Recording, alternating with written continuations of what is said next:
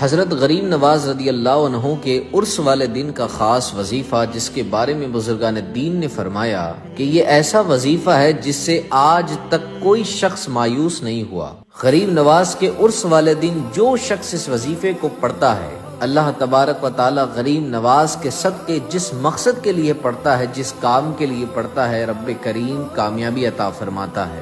جیسا وہ چاہتا ہے ویسا عطا کرتا ہے۔ 27 دسمبر کو عرس غریب نواز ہے اور آپ نے اس وظیفے کو ضرور پڑھ لینا ہے۔ اور جو میرا بھائی بہن زیادہ پریشان ہے وہ ہمیں واٹس ایپ پر رابطہ کریں، انشاءاللہ آپ کی ضرور مدد کی جائے گی۔ وظیفہ بڑا ہی آسان ہے، اول و آخر 3 مرتبہ درود پاک پڑھنا ہے اور 7 مرتبہ سورہ فاتحہ یعنی الحمد شریف پڑھنی ہے اور 100 مرتبہ سورہ اخلاص۔ اس کے بعد 100 مرتبہ ان کلمات کو پڑھیں، یا مسبب الاسباب۔ انشاءاللہ پھر اللہ کی بارگاہ میں آپ دعا کریں اور کامنٹ میں یا غریب نواز ضرور لکھیں۔